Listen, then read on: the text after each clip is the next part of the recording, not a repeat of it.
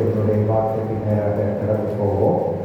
நாங்கள் நேற்றுக்கெல்லாம் ஜபித்து ஒரு செய்தியை எழுதேன். அது பார்வதிபுரம் சபைக்கு போக வேண்டியது இன்னைக்கு இந்த சபைக்கு வந்துருக்கு. நேற்று வில்சன் பாஸ்டருக்கு போயிட்டு சொன்னாங்க, இங்கே தான் நீங்கள் இன்னைக்கு வரணும், நான் இங்கே தான் இன்னைக்கு சொல்லியிருக்கேன். ஸோ பாருங்கள், ஒரு சபைக்கு கொடுக்க வேண்டிய தூவி என்னன்னாலும் அது அங்கே வந்து சென்றுடும். அங்கே போக வேண்டிய மெசேஜ் இங்கே வந்துடுச்சு. கர்த்தருடைய சபையிலே கர்த்தருடைய பலிபீடத்திலிருந்து கர்த்தர் ஜனங்களோடு பேசுகிற தேவன். கர்த்தருடைய வார்த்தை கர்த்தருடைய ஜனங்களுக்கு கொடுக்கப்படுமானால் அது ஒரு நாளும் தப்பி போகாது. அந்த வார்த்தை அவர்களுக்கு வந்து சேரும். அது அப்படி இருக்கிறப்ப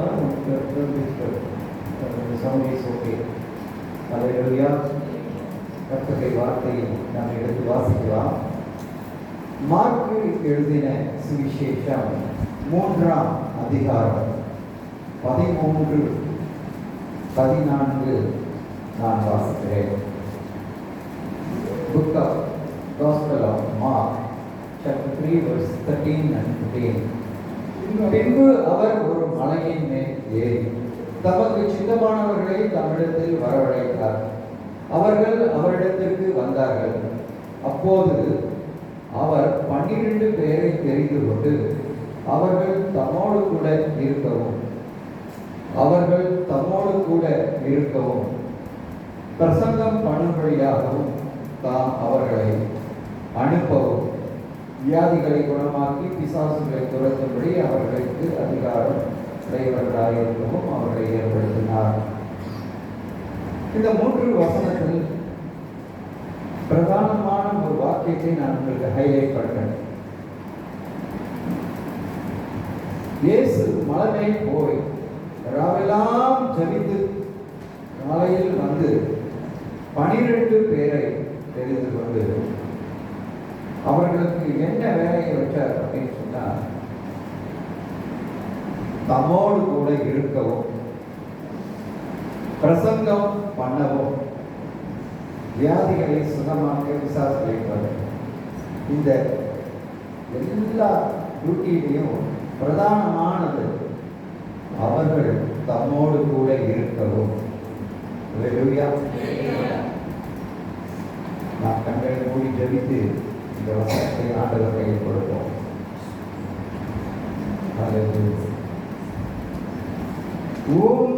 முகம் பார்க்கணுமே ஐயா, அழகை ரசிக்கணுமே. முகம் பார்க்கணுமே ஐயா, அழகை ரசிக்கணுமே. பாதம் அமரணுமே, பாதம் அமரணுமே. சித்தம் அறியணுமே என்று சித்தம் அறியணுமே. எனது மனவாளனே என் இதய இயேசுவே, இனியவரே இயேசையா, உம்மைத்தான் தேடுகிறேன், நான் உம்மைத்தான் நேசிக்கிறேன். நல்ல தகப்பனே, இந்த வசனத்தை உங்களுடைய வாய் சொல்லிக்கிறது. இன்றைக்கு இந்த வசனத்தை நாங்கள் வாசித்து உங்களுடைய அன்பு கரத்தை நான் கொடுக்கிறேன். இதில் உள்ள சத்தியத்தை நாங்கள் அறிந்து கொள்ளும்படி எங்கள் கண்களை திறவும், எங்கள் இருதயத்தை திறவும், எங்கள் செவிகளை திறவும். எங்கள் செவிகள் விருத்த சேதனம் செய்யும். இந்த வார்த்தையில் உள்ளதான சத்தியத்தை எங்களுக்கு பிட்டு ஆவிக்குரிய போஜனமாக இன்றைக்கு எங்களுக்கு தாரும். நாங்கள் பெற்றுக்கொள்ளட்டும். இயேசு கிறிஸ்து நாமத்தில் வேண்டி தெரிவிக்கிறார்கள். ஆமென். நான் மறுபடியும் அந்த வசனத்தை வாசிக்கிறேன். அவர் மலையின் மேல் ஏறி தமக்கு சுத்தமானவர்களை தம்மிடத்தில் வரவழைத்தார். அவர்கள் அவரிடத்திற்கு வந்தார்கள். அப்போது அவர் 12 பேரை தெரிந்து கொண்டு அவர்கள் தம்மோடு கூட இருக்கவும். அழைப்பில் 2 விதம் இருக்கிறது. ஒன்று ஆண்டவரோடு இருக்க வேண்டும். 2, ஆண்டவருடைய வார்த்தையை பிரசங்கிக்க வேண்டும். இன்னைக்கு அழைக்கப்பட்டவர்கள் எல்லாம் நினைச்சுக்கிறாங்க, போய் சுவிசேஷத்தை சொல்லி வெளியே போனோம் ஊழியம் பண்ணணும், அங்கே போனோம் இங்கே போனோம். ஆனால் முதலாவது ஆண்டவர் நம்மை தெரிந்து கொண்டதன் பிரதான நோக்கம் என்னவென்றால், நாம் அவரோடு கூட இருக்க வேண்டும். அவர் யார்? அவர் மகா தீர்க்கதரிசி. அவர் பெரிய தேவன், வல்லமையுள்ள தேவன், சிருஷ்டிகர்த்தா. அவரோடு கூட அவருடைய சீஷர்கள் இருக்க வேண்டும் என்பது அவருடைய விருப்பம். இப்போ இந்த ஏரியாவில் ஒரு விஐபி வராதுன்னு வச்சுக்கோங்க, அவர் தனியாக வருவார் சொல்லுங்க. இல்லை நம்ம மாநிலத்தினுடைய முதல்வர் வர, எத்தனை கார் பின்னாடி வரும், எத்தனை ஆட்கள் கூட வருவார். மண்ணான மனுஷன் 5 ஆண்டு காலத்தில் அவருடைய பதவி முடிகிற காலம். ஆனால் அவருக்கே அவ்வளவு பேர் இருப்பாங்க. வானம் பூமியை படைத்ததான சர்வ வல்லவருடைய வல்லமையும் பராக்கிரமம் எவ்வளவு. அவரோடு கூட அவர்களுடைய சீஷர்கள் இருக்க வேண்டும் என்பதுதான் அவருடைய விருப்பம். அவரோடு கூட இருக்கணும். ஏன் நம்மை அழைத்தார்? ஏன் நம்மை அபிஷேகம் பண்ணினார்? ஏன் நம்மை பிரித்தெடுத்தார்? அவரோடு இருக்கணும். இன்னைக்கு உட்கார்ந்து ஜபிக்கிறது, ஆண்டவரோட உறவாடுகிறது ஒரு பெரிய காரியமா போயிடுச்சு. ஆண்டவரோடு இருக்கிறத விட உலக காரியத்தில் அதிகமாக நேரத்தை செலவிடணும். 1 சாமுவேல் 16:13 ஈசாயை பலிபீடத்துக்கு அழைப்பாயாக, அப்போது நீ செய்ய வேண்டியதை நான் உனக்கு அறிவிப்பேன். நான் உனக்கு சொல்லுகிறவனை எனக்காக அபிஷேகம் பண்ணுவாயாக என்றார். சாமுவேல் தீர்க்கதரிசி இடத்துல கர்த்தர் பேசுறார். ஈசாயினுடைய குடும்பத்தாரை பலிபீடத்துக்கு கூப்பிடு, பலி செய்து. ஆனால் அவங்க சகோதரர் நடுவில் நான் தெரிந்து கொள்ளப்பட்டவன் ஒருவன் இருக்கிறான். அவனை அபிஷேகம் பண்ணுன்னு சொல்லல, அவனை எனக்காக அபிஷேகம் பண்ண. ஆமென். எனக்காக அபிஷேகம் பண்ண. ஆண்டவருக்கு வேணும், அவருடைய இருதயத்துக்கும் சித்தத்துக்கும் ஏற்றவனை தெரிந்து கொள்கிறார். எனக்கு வேணும், அவனை எனக்காக அபிஷேகம் பண்ண. பின்பு நான் தேசத்துக்கு அதிபதியான ஆகிறேன். நம்முடைய ஆண்டவர் நம்மை அழைக்கிற போது நம்ம தகுதியே இல்லாதவர்கள், தகுதி இல்லாத பாவிகள். ஆனால் அவர் முகத்தை பார்க்காமல் இருதயத்தை பார்த்து நம்மை அழைக்கிறார். அழைத்த தேவன் நாம் அவரோடு இருக்கணும், அவரோடு உறவாடணும், நாம் அவரோட பேசணும், அவர் நம்மோட பேசணும். உங்களுக்கு தெரியும், பகலில் குளிர்ச்சியான வேலையில் ஏதேன் தோட்டத்தை நோக்கி ஆண்டவர் ஓடி வந்தார். இதுக்கு அந்த ஆதாமே ஆதாமே நீ எங்க இருக்க, நான் உங்களோட பேசணும். அவர் ஒழித்து கொண்டிருக்கிறார். பரலோகத்தில் எண்ணற்ற தூதர்கள் இருக்கிறார், அவர் பேசலாம். ஆனால் மனிதர்களோட உறவாடணும், பேசணும், ஐக்கியம் கொள்ளணும், அவர்களிலே தன் சித்தத்தை நிறைவேற்றணும் என்பதுதான் தேவ சித்தம். அதனால்தான் அவர் இறங்கி வருகிறார், நம்மை தேடி வருகிறார். சங்கீதம் 65:4 உம்முடைய பிரகாரங்களில் வாசமாய் இருக்கும்படி நீர் தெரிந்து கொண்டு சேர்த்து கொள்ளுகிறவன் பாக்கியவான். உம்முடைய பரிசுத்த ஆலயமாகிய உமது வீட்டின் நன்மையால் திருப்தியாகும். அவருடைய பிரகாரங்களில் வாசமாய் இருக்கிறார். வாசமுடன் முதல்ல சொன்னார், கிருபை பெற்றவர்கள் எல்லாம் உள்ள வந்திருக்கீங்க. இந்த அவருடைய ஆலய பிரகாரங்களிலே வாசமாய் இருக்கிற நாம் யார் தெரியுங்களா? பாக்கியவான். அவருடைய ஆலயத்தின் உச்சிதமான கோதுமையாலும் கற்பனை தேடாலும் திருப்தி ஆக்கி நம்மை அனுப்புவார். அவருடைய பிரகாரங்களிலே ஆண்டவரோடு இருக்கும்படி சேர்த்துக் கொள்ளப்பட்ட நாம் பாக்கியவான். யாத்திராகமம் 33:11 கர்த்தர் மோசேயோட முகமுகமாய் பேசினார். பின்பு அவர் ஆலயத்துக்கு திரும்பி விரும்பினார். நூனின் குமாரனாகிய யோசுவா என்னும் அவனுடைய பணிவிடைக்காரனாகிய வாலிபன் ஆசரிப்பு கூடாரத்தை விட்டு பிரியாதிருந்தான். மோசே ஆசாரிய ஊழியம் செஞ்சுட்டு பாளையத்துக்கு திருப்பி வந்துட்டார். ஆனா யோசுவா எங்க இருந்தாரு? ஆலயத்துக்குள்ளவே இருந்தார், ஆலய பிரகாரத்துக்குள்ளவே இருந்தார். அதுதான் தேவன் கவனிச்சார். மோசேயுடைய காலத்துக்கு பின்னாடி மோசேவுக்கு பிள்ளைகள் இருந்தாங்க. அந்த ஊழியத்தை மோசேயுடைய மகன்கள் கையில் கொடுக்காமல் யோசுவாவின் கையிலே ஹேண்ட் ஓவர் பண்ண போறார். ஏனென்றால் அவனுடைய கிரியையை கவனித்து பார்த்தார்.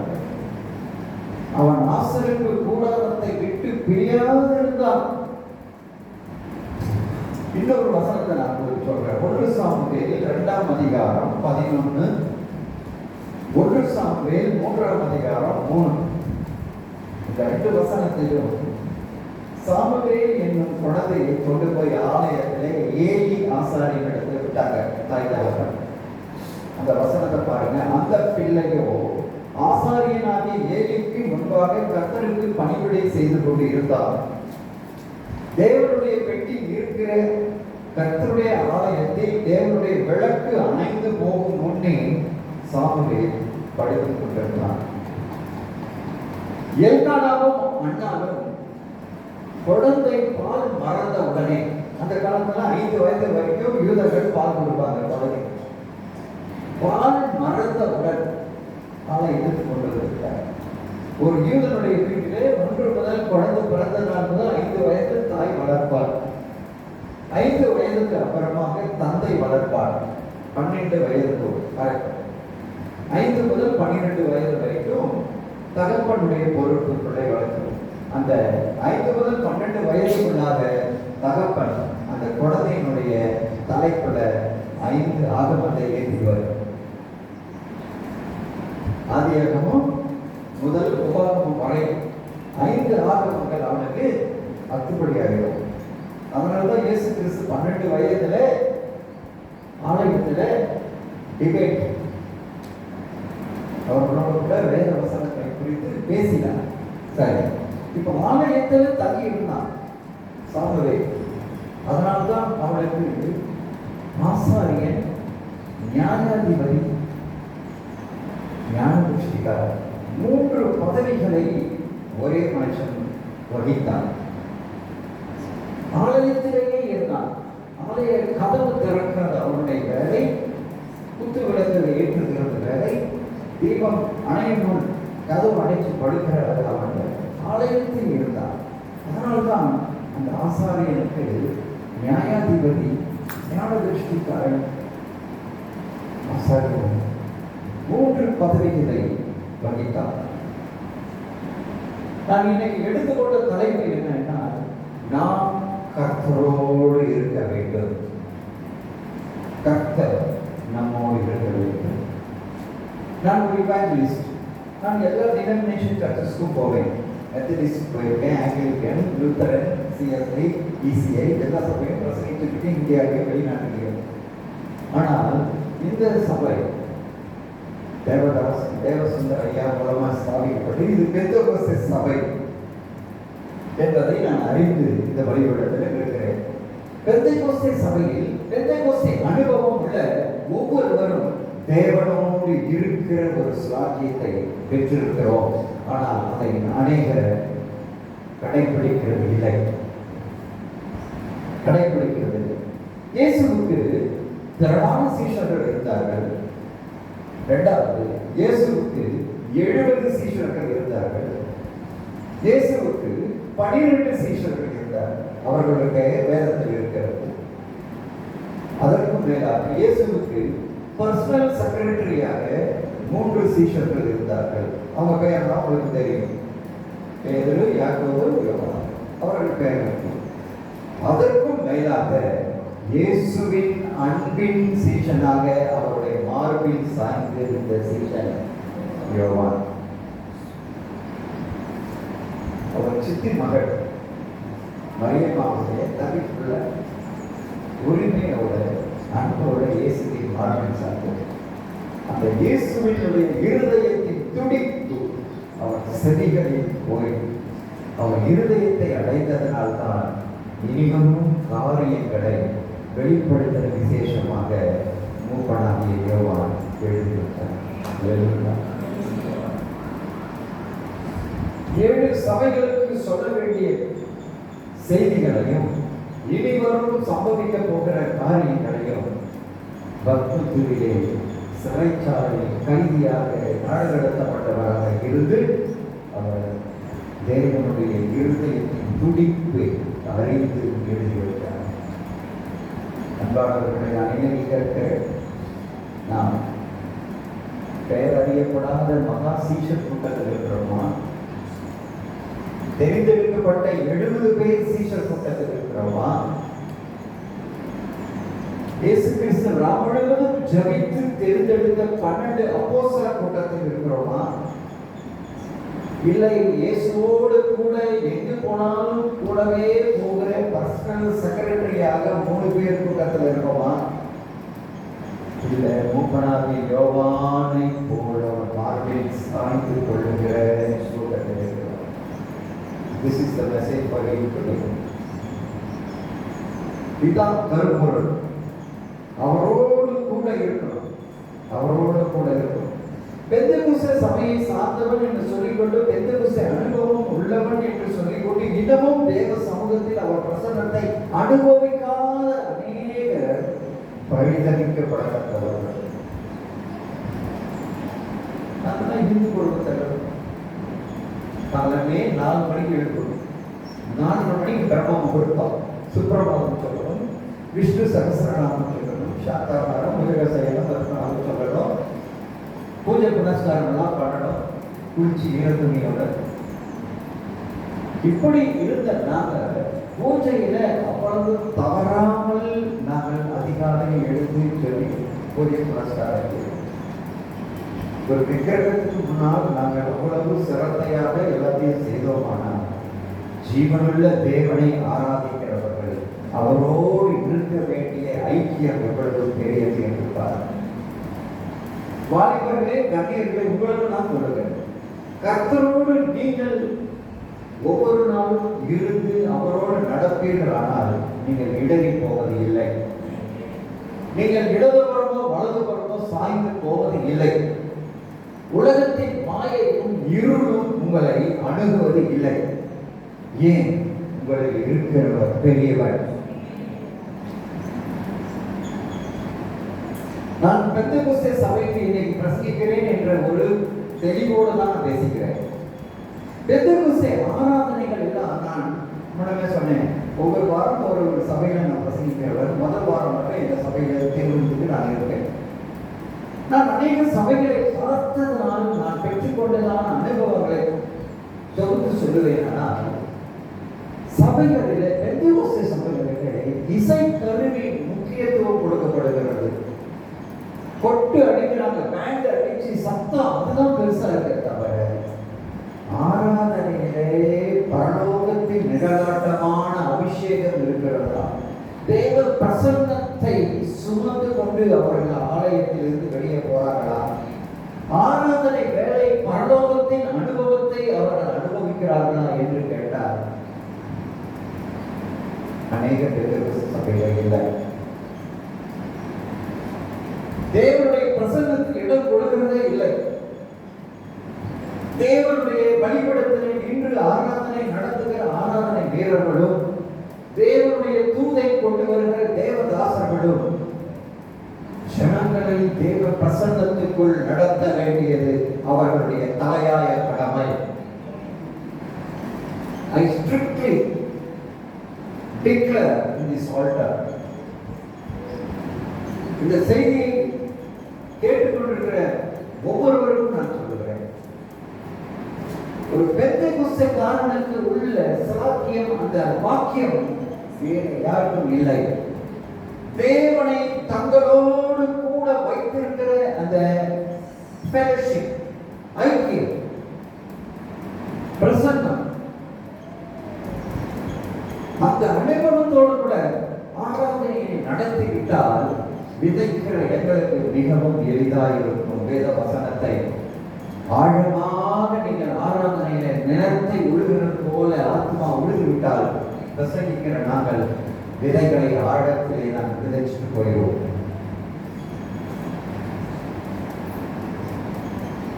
ஆராதனை நடத்துகிறவங்களும் சரியா, தேவ செய்தி கொடுக்கிறவங்களும் சரி, கர்த்தருடைய பிரசன்னத்தை தேவ ஜனங்களுக்கு கொண்டு வருகிறவர்களாக, சத்தியத்திலே தேறினவர்களாக, தேவனோடு நல்ல சாட்சியும் அவரோடு கூட உறவாடுகிறவர்களாக இருப்பார்கள். ஆனால் அந்த சபை பாக்கியம் உள்ளது. அந்த சபை விசுவாசிகள் பரலோகத்துக்கு தப்பி போகவே முடியாது. நிச்சயமான பரலோக வாசல் அவர்களுக்கு திறந்திருக்கும். 1992 வருஷம் நவம்பர் 14ஆம் தேதி நான் ரட்சிக்கப்பட்டேன். 93வது வருஷம் சென்னையில ஏஜி சர்ச், மோகன் பாஸ்டர் சர்ச்சில் செய்யப்பட்ட ஒரு ஊழியர் கூட்டத்தில் டிஜிஎஸ் தினகரன் அவர்கள் பேசினார்.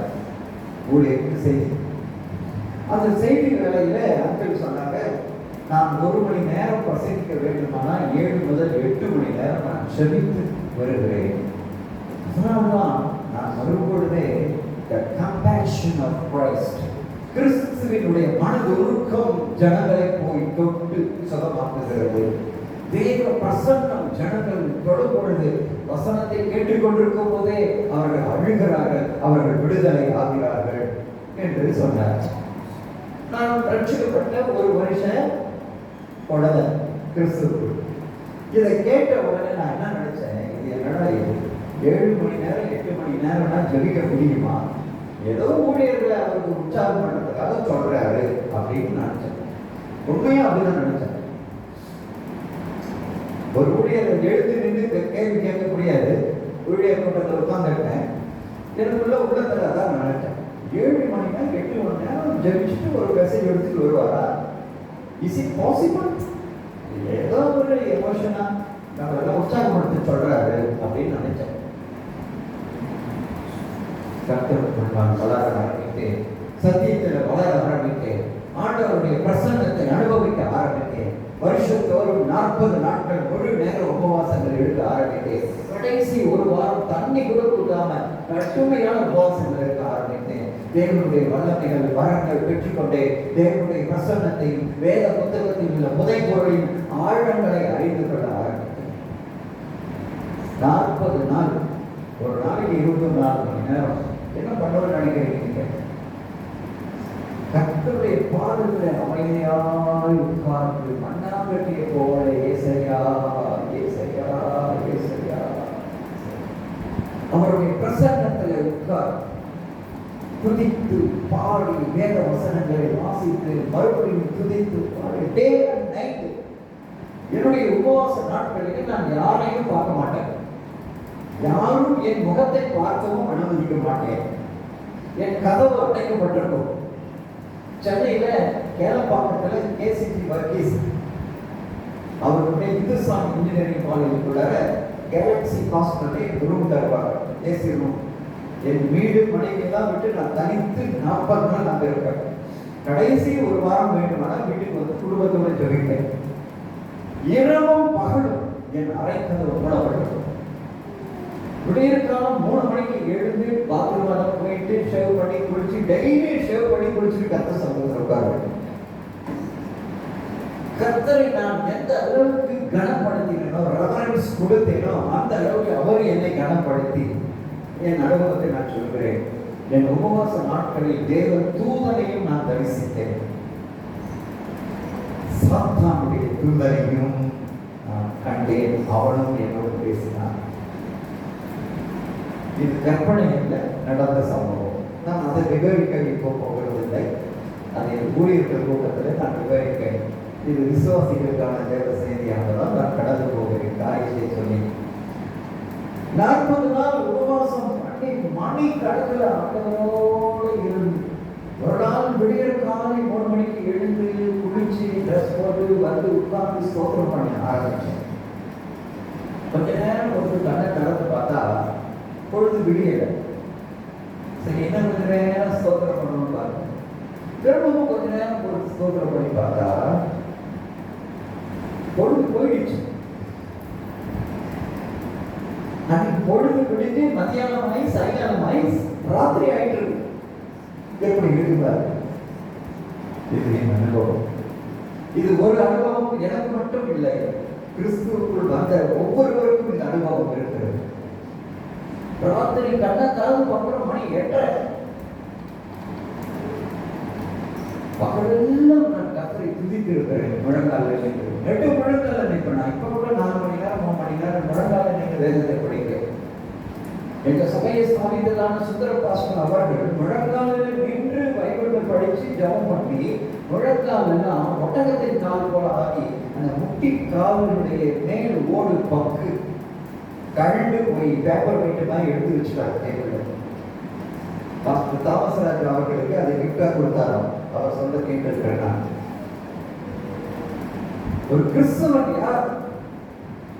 முட்டி முழங்கால் கருத்து இருக்கும். ஒரு இஸ்லாமியன் நெற்றி கருத்து ஏனென்றால் குனிந்து நமாஸ் பண்ணுகிறவர்களால் நெற்றி கருத்து. ஒரு கிறிஸ்தவனுடைய முட்டி கருத்து இருக்கும். அதுதான் அவன் ஜெபவீரன் என்பதனுடைய அடையாளம். தேவனுடைய நேரத்தை செலவிடுங்க, தேவ பிரசன்னத்தை அனுபவிங்க. Joy is different, rejoicing is different. Rejoice the presence of God. கர்த்தர் சமூகத்தை அப்படியே நல்லா சப்பனி உரித்துக் கொள்ளுங்கள். தேவ பிரசன்னத்தை எழுத்தில் வடித்து நாம் பேச்சில் சொல்ல முடியாது. அது தனிப்பட்ட மனிதனுடைய அனுபவம். இன்றைய செய்தி எத்தனை பேருக்கு விளங்குதோ இல்லையோ, யாருக்கு விளங்கணுமோ அவருக்கு விளங்கும். தேவ பிரசன்னத்தை ஒவ்வொருவரும் தனித்தனியாய் உணரணும். உணர்வுள்ளவன் அதை உணர்வான். நம்முடைய தேவன் மனுஷருக்குள் வாசம் செய்கிற தேவன். எங்கே 2 3 இருக்கிறார்களோ அவர்கள் நடுவிலே வாசமாய் இருக்கிற தேவன். தேவ பிரசன்னத்தை நீங்கள் உணர முடியாவிட்டால் அவர்கிட்ட சத்து இல்லை, உங்ககிட்ட நம்மை நாமே ஆராய்ந்து பார்த்து நம்முடைய தேவனோடு கூட உறவுகளை ரெக்கான்சைல் ஒப்புரவு ஆகியவர்கள். ஆனால் நீங்கள் தேவ பிரசன்னத்தை அனுபவிக்கிறது ஒரு தடையும் இல்லை. தேவ பிரசன்னத்தில் உட்கார்ந்து மணிக்கணக்கில் அவரோடு கூட சேர்ந்து ஜெபிக்க. கர்த்தரை நான் எக்காலத்திலும் ஸ்தோத்திரிப்பேன், அவர் துதி எப்போதும் என் வாயில் இருக்கும். நான் சொல்லுகிறேன், பரிசுத்த வேதம் சங்கீதக்காரனுடைய அனுபவம். அவர் என் வலது பாரசத்தில் இருக்கிறபடியால் நான் அசைக்கப்படுவது இல்லை. வேதம் சொல்லுங்க. நம்முடைய வலது பாரசத்தில் என்ன இருக்கிறது? மொபைல். அதிலே நாம் ஆழ்ந்து போய்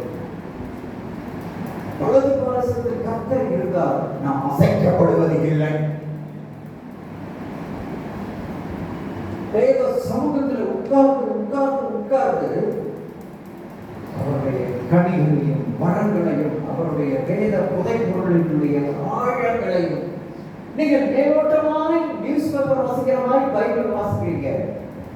பிரசன்னத்தில் முழங்காலில் உட்கார்ந்து நீங்கள் வாசிப்பீர்கள். ஆனால் ஆழத்துக்குள்ளே கொண்டு போகலாம். ஒரு முறை சிங்கப்பூர்ல ஒரு யூத் மீட்டிங் போட்டாங்க மெத்தடிஸ்ட் சர்ச்சில். நான் பிரசங்கம் பண்ணிக்கிட்டு இருந்தேன்.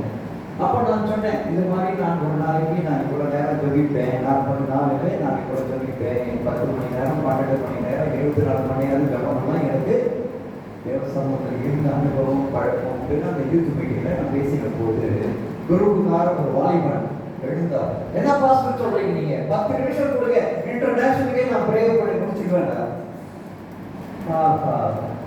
நமக்கு ஒரு வில்லன் வேண்டியிருக்கிறேன். ஏன்னா ஒரு காலத்தில் 93 நான் டிஜிஎஸ் தினகரனை குறித்து நினைச்சதை உங்களுக்கு கொஞ்ச நேரம் முன்னாடி தான் சொன்னேன். ஓஹோ, நம்மள மாதிரி யோசிக்கிற ஒரு ஆள் முக்கியம். S my dear son, of course enough 10 minutes is enough for international prayer, for interceding. But it's a long process. அது ஒரு தொடர் அபியாசம். ஒருவன் ஒரே நாளில் 7 மணி நேரம் ஜெபம் பண்ண முடியவே முடியாது. 10 நிமிஷம், 5 நிமிஷம், 20 நிமிஷம், 1/2 மணி நேரம், 1 மணி நேரம் பழகி பழகி பழகி பழகி தேவ சமூகத்தை ருசி பார்க்க ஆரம்பித்து விட்டால் அவன் கதவை போடுவான், மொபைலை ஆக்காடுவான், கர்த்தரோடு இருப்பான். இன்னைக்கு ஏதோ ஒரு சுவிசேஷ ஆசீர்வாதமான செய்தி நீங்கள் எதிர்பார்த்தால் இதுதான் உங்களுக்கு ஆசீர்வாதம். நான் ஒரு சுவிசேஷத்தையும் ஆசீர்வாதத்தையும் சாட்சியையும் நான் எங்கும் சொல்லுகிறது வழக்கம். என்னுடைய கன்வென்ஷன்ல நற்செய்தி கூட்டத்தில். ஆனால் சபை என்று வரும்பொழுது நான் தேவனுடைய தூதுதான் நான் கொண்டு வர வேண்டும். ஏனென்றால் தேவனுடைய சபை கர்த்தருக்குள் வளர வேண்டும். தேவனுடைய சபை கர்த்தரோடு வளர வேண்டும். தேவனுடைய சபை கர்த்தருடைய வசனத்தை பழக்கப்பட்டு வளர வேண்டும். தேவனுடைய சபை கர்த்தருடைய 2ஆம் வருகைக்கு ஆயத்தமாக வேண்டும். ஆமென்.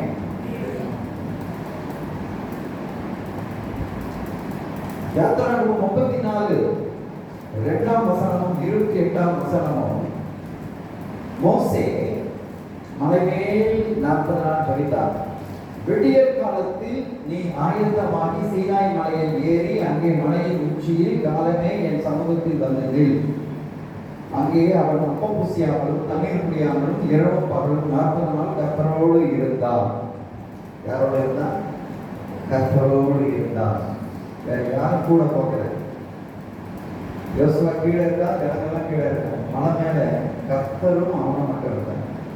அவன் 10 கற்பனைகளை உடன்படிக்கை வார்த்தைகளை பலகைகளில் எழுதினான். மோசேயின் முகம் பிரகாசித்தது, அவனுக்கு கனம் உண்டானது. அவன் தேவனுடைய கட்டளைகளை பெற்றுக்கொண்டு ஜனங்களுக்கு கொடுத்தான். மோசே மலையில் இருந்து இறங்கி வந்தவுடனே ஜனங்களுக்கு பிரசங்கம் பண்றாரு. ஜனங்க சொல்றாங்க, பாஸ்டர் உங்க முகம் பிரகாசமா இருக்குது, கண்ணு கூசுது பாஸ்டர். முக்காடு போட்டார். முக்காடு போட்டு ஊழியம் பண்ண ஒரே ஊழியக்காரன் மோசே. ஏனென்றால் அவன் முகம் பிரகாசித்தது. ஏனென்றால் பிரகாசம் உள்ளவரை முகமுகமாய் தரிசித்து முகமுகமாய் பேசினார். அந்த 40 நாள் கர்த்தரோடு இருந்ததனுடைய பிரதிபலன் என்ன தெரியுமா? அவன் முகம் பிரகாசித்தது, அவன் சுபாவம் கோப சுபாவம் மாறினது, சாந்த உள்ளவனாய் மாறினான். 2வது தேவ ஜனங்களுக்கு கட்டளைகளை பெற்றுக் கொண்டு வந்தான். தேவ ஜனங்களை வழி நடத்துகிறதுக்குரியதான எல்லா வசனங்களையும், ஆசரிப்பு கூடாரத்தை கட்டுகிறதுக்கான எல்லா பிளான் திட்டங்களையும் பெற்றுக் கொண்டு வந்தான். நீ கர்த்தரோடு இருந்தால் கர்த்தர் உன்னோடு இருப்பார். எந்த மதத்துக்கும் எந்த ஜாதிக்கும் இல்லாத ஒரு வாக்கியம் யாருக்கு தெரியுமா? ஒரு கிறிஸ்தவனுக்கு. அதிலும் பெந்தெகோஸ்தே அனுபவம், பெந்தெகோஸ்தே சபையில் இருக்கிற விசுவாசிக்கு என் கண்கள் விருத்த சேதனம் செய்யப்படும், காது விருத்த சேதனம் செய்யப்படும், இருதயம் விருத்த சேதனம் செய்யப்படும். உன் கண்கள் கர்த்தரை தரிசிக்கவும், உன் காதுகள் கர்த்தர் சத்தத்தை கேட்கவும், உன் இருதயம் தேவனுடைய திட்டங்களை உணர்ந்து இருக்க வேண்டும். நான் நேரத்தை கடத்திட்டு ஏதோ பிரசங்கம் பண்ணிட்டு போகிறதுக்காக வரல. I wanted to make a deep impression. ஒரு ஆழமான ஒரு கிரியை, டீப் உங்களுக்குள் உண்டாகும். தேவ சமூகத்தை நாடுங்கள். சங்கீதக்காரன் தாவீது எழுதுகிறான், மானானது நீரோடையை வாஞ்சித்து கதறுகிறது போல என் ஆத்துமா உம்மை கதறுகிறது. சங்கீதம் 63 தேவனே என் மாம்சம் உம்மை வாஞ்சிக்கிறது. நீர் என் தேவன், என் மாம்சம் வாஞ்சிக்கிறது, ஆத்துமா வாஞ்சிக்கிறது. ஆனால் அவனுடைய அனுபவம் என் மாம்சம் வாஞ்சிக்கிறது. அதனால்தான் ஃபாதர் பெர்னார்ட் சொன்னார், பரலோக பேச்சு பரிசுத்த சொல்லுவாரு, பரலோகத்துக்கு நான் போவேன், இயேசுவை தொட்டு தொட்டு பார்த்தேன். சங்கீதக்காரன் தாவீதை காற்றே பாட சொல்லி கேட்பேன். அவருடைய ஆசையை பாருங்க. அதான் சங்கீதம் 63. இயேசுவே என் மாம்சம் உம்மை வாஞ்சிக்கிறது. இயேசுவை தொட்டு தொட்டு நான் பார்ப்பேன். பாருங்க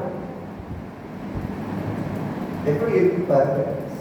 ஆண்டவர் மேல் உங்களுக்கு அவ்வளவு அட்டாச்மெண்ட், ஒட்டு உறவு இருக்கணும். நான் சொல்லுவேன், திருவள்ளுவர் சொன்னார், நீரின்றி அமையாது உலகு. நான் சொல்லுவேன், தேவ பிரசன்னம் இன்றி அமையாது ஊழியம்.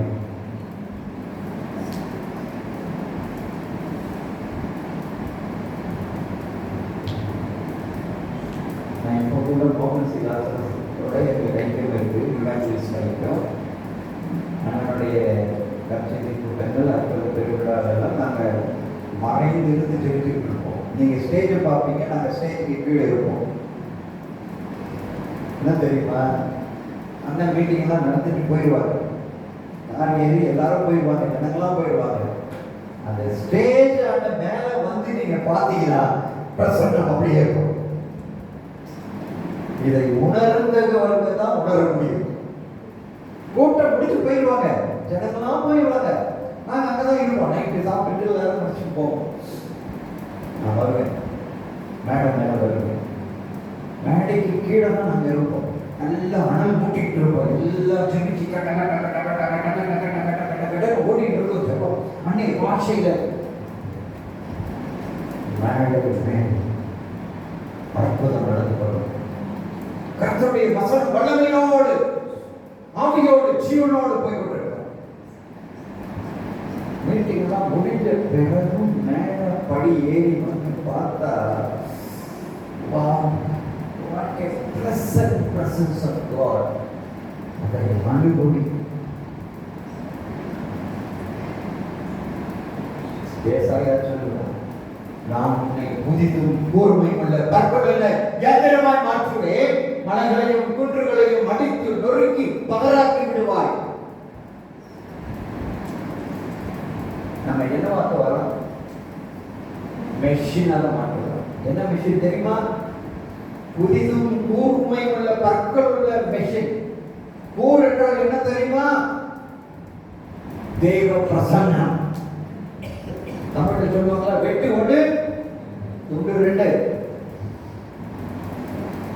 தேவனுடைய பெரிதான கிருபையினால் நான் வருஷத்துக்கு 2 தடவை வட இந்தியாவுக்கு போவேன். வட இந்தியாவில் எனக்கு ஹிந்தி தெரியும், தமிழ், தெலுங்கு, மலையாளம், கன்னடம், ஹிந்தி, பஞ்சாபி, இங்கிலீஷு, மல்லை எல்லா லாங்குவேஜ் தெரியும். வட இந்தியாவில் ஊழியம் பண்ண போகும்போது எங்களுக்கு கொள்ளை கொள்ளையாக ஆத்மாக்களை தருவார். இப்போ அக்டோபரில் பிளான் பண்ணிட்டு இருக்கோம். அதான் தம்பி அங்கேருந்து போட்டாங்க, என்ன ட்ரெயின் என்ன புக் பண்ணோம். நான் இங்கேருந்து ஃப்ளைட்டில் போயிடுவேன், லோக்கலெல்லாம் நாங்கள் ட்ரெயினில் போவோம். பிரசங்கம் பண்ணிக்கிட்டு இருக்கும்போதே ஆமி வெளில வரும், கத்திக்கிட்டு ஓடும். பிரசங்கம் பண்ணிக்கிட்டு இருக்கும்போதே தூரத்திலிருந்து கத்தும். நியூ டெல்லியில் அப்படிதான் கன்னியாகுமரியில் ஏசிய சர்ச்சோடைய பாஸ்டர் தர்னாண்டோ சர்ச்சில் பிரசங்கம் பண்ணிட்டு இருக்காங்க. ஒரு 700 பேர் உட்காந்துருக்காங்க. தூரத்திலிருந்து கத்து. அது என்ன சொல்லுது? मुझे मत देखो, मैं चले जाती हूँ. என்னது? என்ன பார்க்காதே நான் போயிடுறேன். பிரசங்க வேலையை கட்டிட்டு நான் என்ன சொன்னேன்? இயேசு நாமத்தில் போனேன். ஸ்டேட்ல இருந்து அதை சொன்னாங்க. புரிஞ்சிச்சு. கடைசியாக எல்லாருக்கும் ஜெபம் பண்ணி முடிச்சு அதை கொண்டு போய் அட்டன் பண்ணி அதை க்ளீன் பண்ணிட்டு உங்களுக்குள் தேவ பிரசன்னம் இருந்தால் சத்துரு உங்கள் முன்னாடி இருக்கக்கூடிய அது அலறி ஓடும். அது உங்களை விட்டு விலகும். நீங்கள் ஊழியம் பண்ணுகிற இடத்துல உங்களுக்கு கூர் இருக்கும். அந்த கூர் இருக்குமானால் வெட்டிக்கிட்டே போகும். 1 சாமுவேலில் ஒரு பகுதி இருக்கு, நான் செய்திகளை குறிப்பெடுக்கல. பெலிஸ்தியர் இஸ்ரவேலருக்கு ஒரு சதி பண்ணாங்க. என்ன தெரியுமா? யுத்தத்துக்கு போக முன்னாடி அவங்களுடைய பட்டயத்தையும் அவர்களுடைய வாளையும் வெட்டியும் கூறாக்காதபடிக்கு கொள்ளர்கள் இல்லாதபடிக்கு பார்த்து கொண்டார்கள். சாத்தான் அதுதான், உனக்கு கூர் இருக்கக்கூடாது. பிளாக் ஸ்மித் சொல்லுவாங்க இங்கிலீஷ்ல, பிளாக் ஸ்மித். அவதான் கட்டப்பாய வெட்டி கத்தி அருவாள் இதெல்லாம் கூற இருக்கிறான். பெலிஸ்தீன் கவனமா இருக்கிறான், இஸ்ரவேலர்கள் கூறா இருக்கக்கூடாது. இந்த சம்பவம் ஒன்று சாப்பிட்டு இருக்கிறது, நீங்க தேடி வீட்டில் போய் வாசித்துக் கொள்ளுங்கள். நாம் கூப்பிட்டால் நம்முடைய தேவன் நம்மோடு வருவார். ஏன் என்றால் அவர் நம்மோடு இருக்க விரும்புகிறார். மார்க்கு சுவிசேஷம் 5ஆம் அதிகாரம் 23-24 அங்க ஒரு சம்பவம் இருக்கு. ஒரு ஐயா வர, ஐயா என்னுடைய வீட்டுல ஒரு வியாதிஸ் இருக்காங்க, நீங்க ஜெபிக்கணும் வாங்க. என் குமாரத்தை மரண அவஸ்தைப்படுகிறாள், அவன் மேல் ஆரோக்கியம் அடையும்படிக்கு நீர் வந்து அவன் மேல் உமது கைகளை வையும், அப்போது பிழைப்பாள் என்று அவனை மிகவும் வேண்டிக் கொண்டான். அவர் அவன் முன்னே கூட போனார். திரளான ஜனங்கள் அவருக்கு பின் சென்று அவரை நெருக்கினார்கள். இந்த வசனத்தில் நான் ஹைலைட் பண்றது என்ன தெரியுமா? அவர் அவனோட கூட போனார். பாருங்க, ஒரு பாவியான ஒரு மனுஷன் கூப்பிடுகிறான். வானமும் பூமியை படைத்த ஒரு தெய்வம், சரிப்பா நான் வரேன். முன்னாடி அவன் போறான், பின்னாடி இயேசு போறார். இயேசுக்கு பின்னாடி யார் வருது? திரளான ஜனங்கள் அவருக்கு பின் சென்று நெருங்கினார். ஹலோ, இந்த வசனத்தை அப்படியே உங்க கண் முன்னாடி காட்சியா படுத்துங்க. வேதத்தை வாசிக்கிறது பல உத்தி இருக்கிறது. நான் பல உத்திகளில் வாசித்திருக்கிறேன். 1992 நவம்பர் 15ஆம் தேதி என் கையில் பைபிள் கொடுத்தாங்க. நான் 66வது முறை படிச்சுட்டு இருக்கேன். பல உத்தி இருக்கு. அதுல ஒரு உத்தி, எதை வாசிக்கிறீங்களோ அதை காட்சிப்படுத்தணும். கண் முன்னாடி காட்சிப்படுத்தீங்கன்னா நீங்க ரசிப்பீங்க, நீங்கள் ரசிகனா மாறிடுவீங்க. நான் அந்த காட்சியை நான் கொண்டு வந்து ரசிச்சேன், நான் ரசிக்கிறேன். பாருங்க, மனுஷன் போறான், கூப்பிட்டவன் இயேசு அவன் பின்னாடியே போற, ஏன்னா வழிகாட்டணும், அவன் தான் முன்னாடி போறான். இயேசு போகிற போது ஜனங்கள் பின்னாடி வராங்க. ஹலோ, உங்களோட இயேசு இருந்தால் உங்களுக்கு பின்னாடி ஒரு கூட்டம் இருக்கும். உங்களோட இயேசு இருந்தால் உங்களுக்கு பின்னாடி ஒரு கூட்டம் வரும். ஏன்னா உங்களோட இயேசு இருக்கிறார், உங்களோட இயேசு வருகிறார். அவர் அவனுடைய கூட போனார். இன்னைக்கு போகும்போது நீங்க அவரை கூட்டிட்டு போங்க. ஹலோ, எத்தனை பேர் ரெடியா இருக்கு? ஏசப்பா நீங்க என்னோட வாருங்க, எனக்கு பெரிய போர் இருக்கு, அதையெல்லாம் அடித்து நொறுக்கி பகராக்கணும். என்னை புதிதும் கூர்மை உள்ள தற்கொள்ள எந்திரமாய் மாற்றிவிடும். நான் போர் அடிக்கணும், நான் போர் அடிக்கணும்.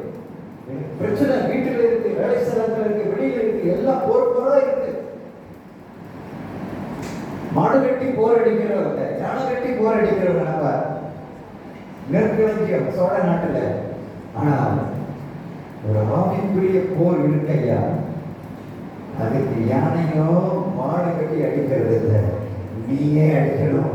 உன்னை கத்த புதிதும் கூர்மையுள்ள பற்களுள்ள இயந்திரமாய் அதை எடுத்து போடுமா. ஏசாயா 43 இருக்கு. அவன் அவர் ஜனம் எப்படி போறாங்க பாருங்க, எப்படி போறாங்க. அந்த காட்சி, அந்த பவனியே கண்கொள்ளாத காட்சி.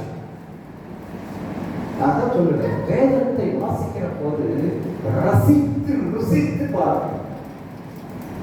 கர்த்தர் நல்லவர் என்பதை ருசித்து பாருங்க, அப்புறம் நீங்க விடவே மாட்டீங்க. அன்பானவர்களே, நீங்கள் அநேக ருசி பார்க்கவில்லை, அதனால்தான் தேவ சமூகத்துக்கு நீங்க விலகி நிற்கிறீங்க, தேவ சமூகத்துக்கு வெளியே நிற்கிறீங்க. நீங்கள் ருசித்து பார்ப்பீர்கள், ஆனால் விடவே மாட்டீங்க. நான் 30 வயசில் இயேசுவை ஏற்றுக்கொண்டேன். எனக்கு 63 படிச்சு 64 போயிருக்கேன். 33 வருஷமாக என் ஆண்டவரை வீட்டு நான் தெரியவே இல்லை. அவரோடு கூட இருக்கிறேன். உங்க எல்லாரை விட பலவீனமான மனுஷன் நான். என் ஆண்டவரை மட்டும் என்னை விட்டு பிரிச்சுட்டார். நீங்க இங்கிருந்து ஆம்புலன்ஸ்ல ஸ்ட்ரக்சர்ல படுக்க வச்சுதான் என்னை கூட்டிட்டு போனோம். அவருடைய பலனால் நான் நிற்கிறேன். அவருடைய பலனால் நான் ஊழியம் பண்ணுகிறேன். எங்களை நடத்தினவங்க எங்களுடைய ஆவிக்குரிய தகப்பன்மார், ஆவிக்குரிய தாய்மார் எங்களை கர்த்தருக்கு நடத்த ஒரு பிரசித்தி பெற்ற டேபிள் பிரேக்கிங் மெசேஜ் அல்ல, ஹார்ட் பிரேக்கிங் மெசேஜ் தருகிறவர்களாக தான் இதை மாற்றினார். யாத்திராகமம் 33:14 முதல் 16 வரைக்கும் உங்களுக்கு எல்லாருக்கும் தெரியும். ஆண்டவர் புறப்படம் சொல்லிட்டாரு. யாத்திராகமம் 33:14 முதல் 16 அதற்கு அவர் என் சமூகம் உனக்கு முன்பாக செல்லும், நான் உனக்கு இளைப்பாறுதல் தருவேன் என்றார்.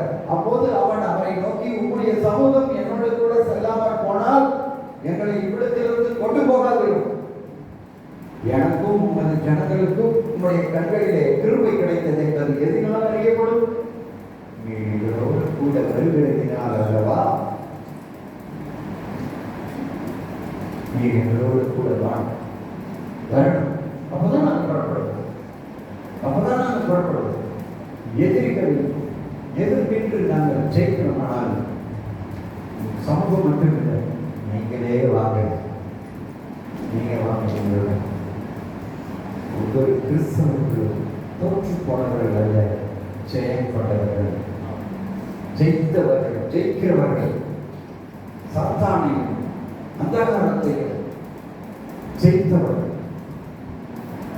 ஏனென்றால் நம்முடைய தேவனோடு நம்முடைய வேதத்தை வாசிக்கிற பொழுது நாங்கள் சொல்லிட்டார். வேதத்தில் இறந்து வாசிக்கும் போது ஒரு சின்ன ஜபம் பண்ணுங்க. ஆண்டவரே, உங்களுடைய வார்த்தையை நான் வாசிக்கிறேன், என்னோட பேசு.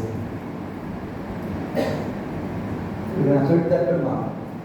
ஜபம் பண்ணினா நீங்க பேசுறீங்க, கர்த்தர் கேட்கிறார். கரெக்டா? நம்ம பேசுறோம், கர்த்தர் கேட்கிறார். பைபிள் படிச்சா கர்த்தர் பேசுறாரு, நம்ம கேட்கிறோம்.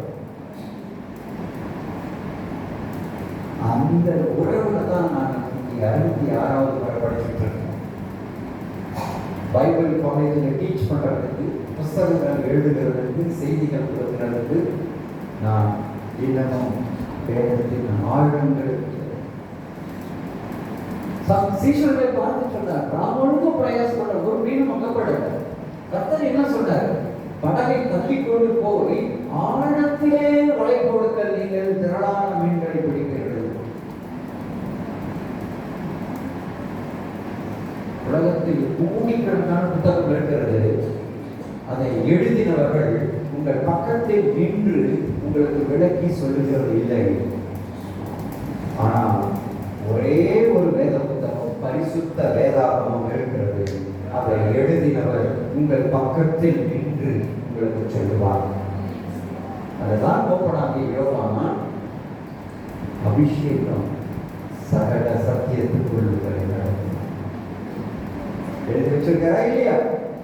யோவான் 20 பரிசுத்த ஆவியை பெற்றவர்களை சத்தியத்துக்குள்ள சகல சத்தியத்தில் நடத்துவார். மற்றவர்கள் போதிக்க வேண்டியதில்லை.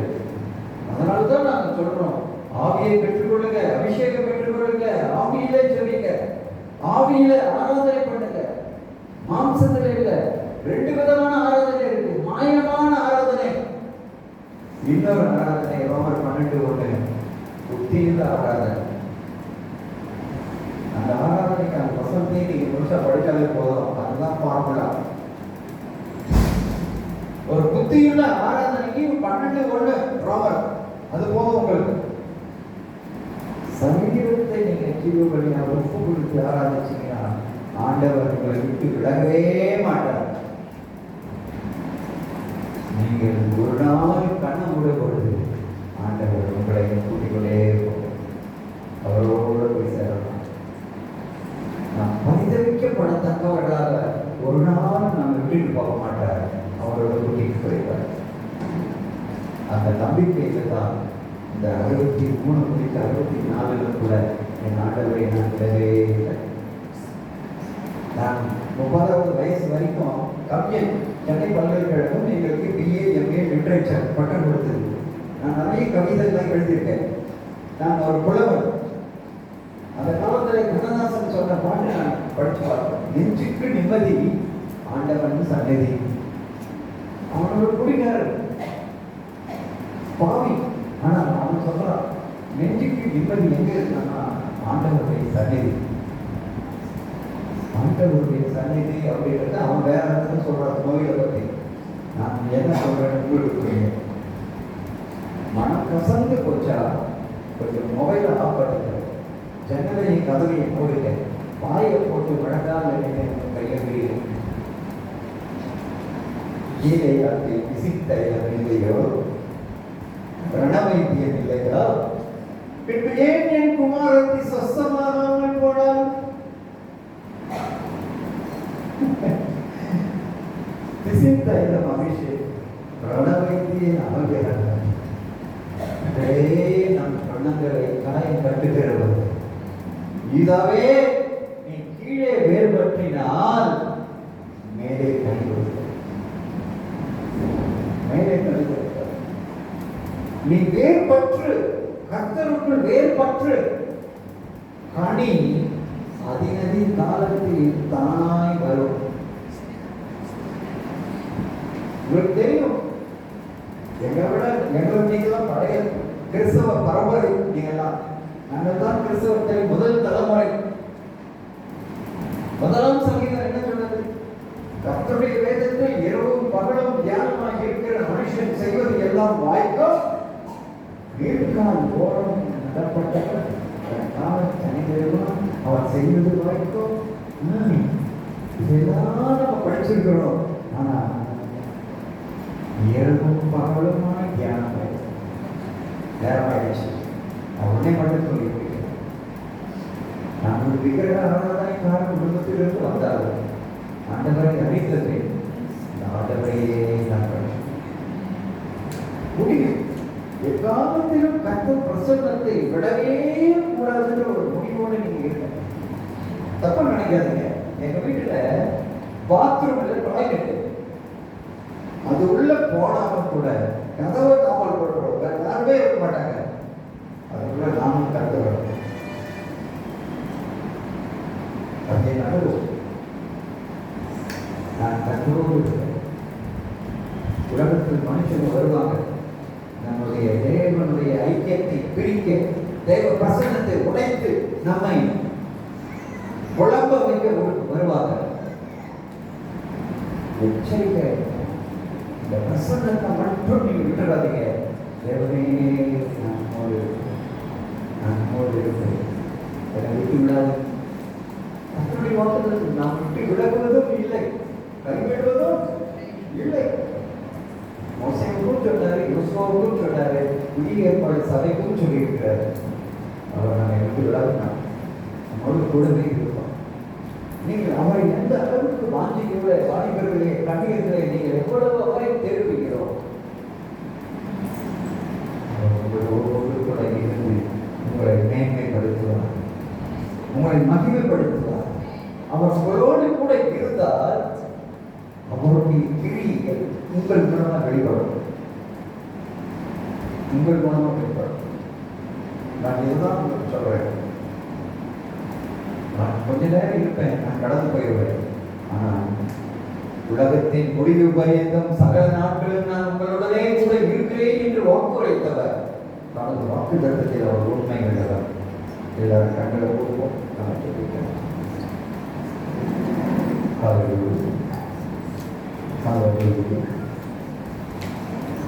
உம்மோடு இருப்பதுதான் உள்ளத்தின் மாதிரியா, சித்தம் செய்வதுதான்